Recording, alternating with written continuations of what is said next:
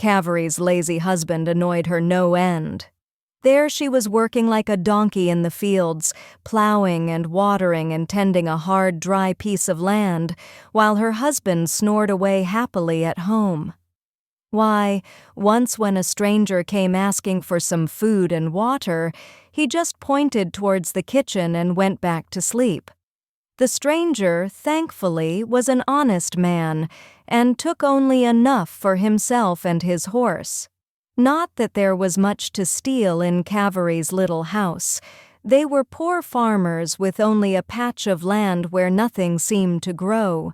Somehow, Cavery tilled the land, did some odd jobs in the neighborhood, and made ends meet. The land was right next to a temple.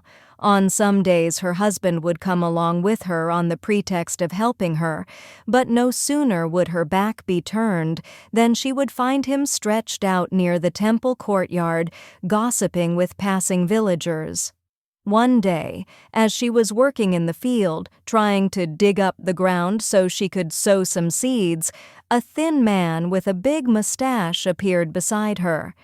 He was a thief, and up to no good. Cavery, of course, did not know this. She greeted him politely and went back to her work. Now the thief wanted to steal the coins that were given as offerings in the temple, and perhaps even the ornaments on the idol. The only way into the temple was by digging his way in from Cavery's land. But how could he do anything there with this tough, no-nonsense woman working away? Guessing Cavery was hard up for money, he whispered to her, "Sister, why are you working so hard on this barren land? I will give you 1,000 rupees. Sell it to me." Cavery raised her eyebrows. Why did he want to buy the land for so much money? Surely something was wrong. The thief sensed she was not about to sell it to him, so he raised his price. 1,050? No. 2,000? No again? 5,000? No? Cavery kept shaking her head. She did not like this odd-looking man who was offering her so much money for the field. Clearly, he had some evil plans. Finally, to keep him quiet, she made up a story. "I will never sell this land. You see, it belonged to my ancestors. Now we are poor, but I am told that once our family was very rich. Though we lost a lot of our money, much of it was also buried here in this field by one ancestor to keep it safe from robbers. Then people forgot about it for years and years. My husband found a clue to the location of the hidden treasure just a few days back. Why do you think I am digging this hard earth? Not to sow seeds. Oh no, that's just what everyone thinks. I am actually looking for hidden treasure."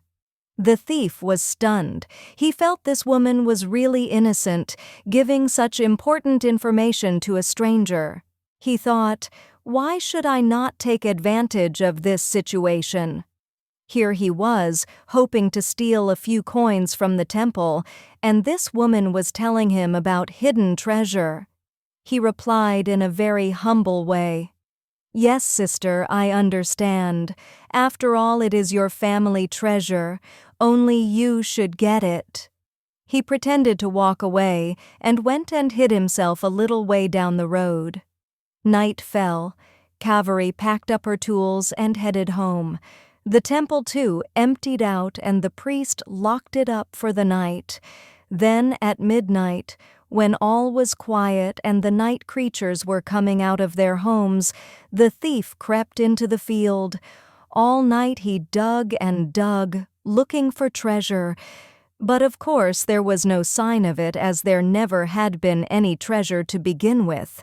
By the time dawn broke, he realized Cavery had made a fool of him, and all he could do now was get away from the field fast. When Cavery reached the field, she grinned to herself. Just as she had expected, the thief had spent the night digging up the land nicely for her. All she needed to do now was sow the seeds.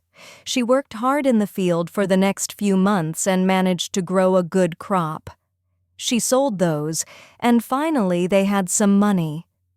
With a part of this money, Cavery bought some jewelry. Many months later, the thief decided to show his face in the village again. He was careful to disguise himself, though.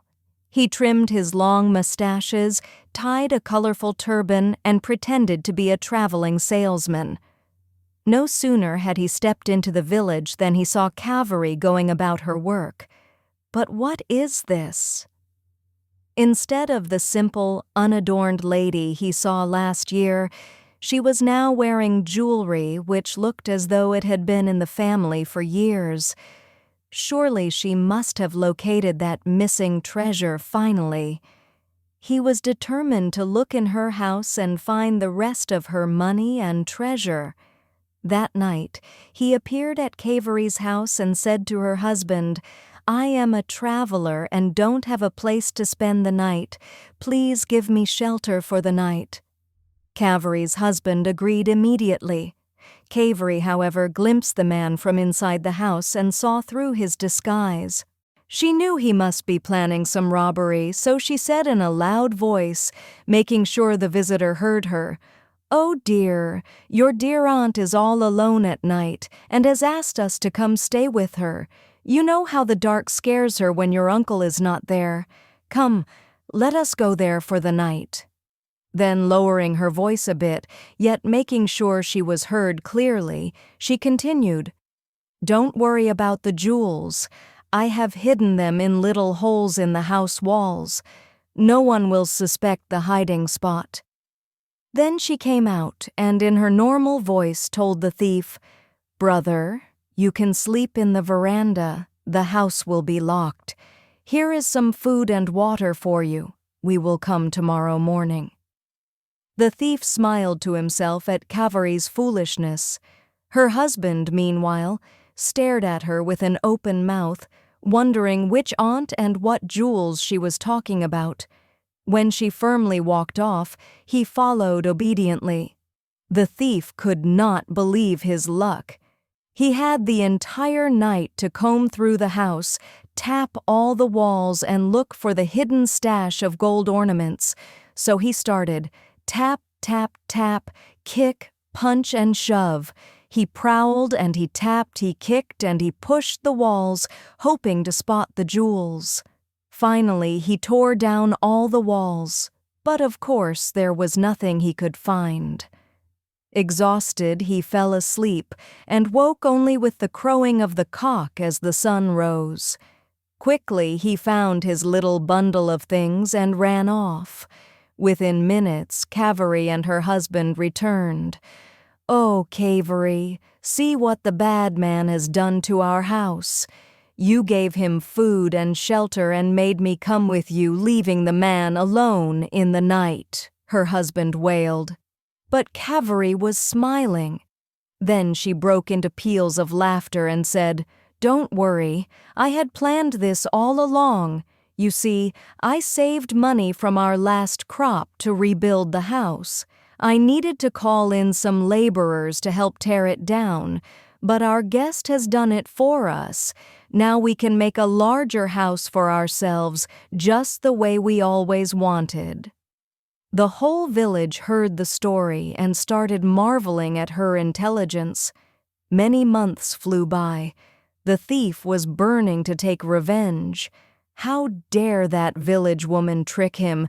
That too, not once but twice. He realized that she was very clever. One day he dressed up as a bangle seller and started wandering in the village. Cavery spotted him and knew who he was at once. She said to her friends who were crowding around the bangle seller, "Oh dear, I would have loved to get some for myself. But ever since that good-for-nothing thief tried to steal all our money by tearing down our house, I have hidden everything in a little hole in a tree in the woods." "Which tree?" her friends asked. "Oh no, I am not saying which tree, but it is at last safe and sound out in the forest." The thief looked at her. Yes, Cavery was wearing an ordinary sari, with no ornaments at all. Her friends turned around in astonishment at the crash with which the bangle seller flung down his collection of bangles and made off for the forest. Only Cavalry watched with a grin on her face.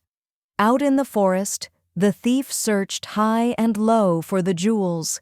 He climbed trees, poked around in bushes, got bitten, scratched and growled at, but he would not give up.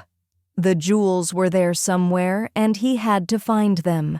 So that is where we will leave him, prowling around in the forest, looking for money and gold that don't belong to him. Everyone praised Cavalry for her quick wit in ridding the village of the thief. She continued to work hard and made more money from her farming and became a rich old lady. Even her husband was shamed into giving up his lazy ways and helping her. As for the thief, who knows? Perhaps he is still in that forest, looking for what was never his. Now, if only he had learnt to work hard like Cavalry, he would have been as rich.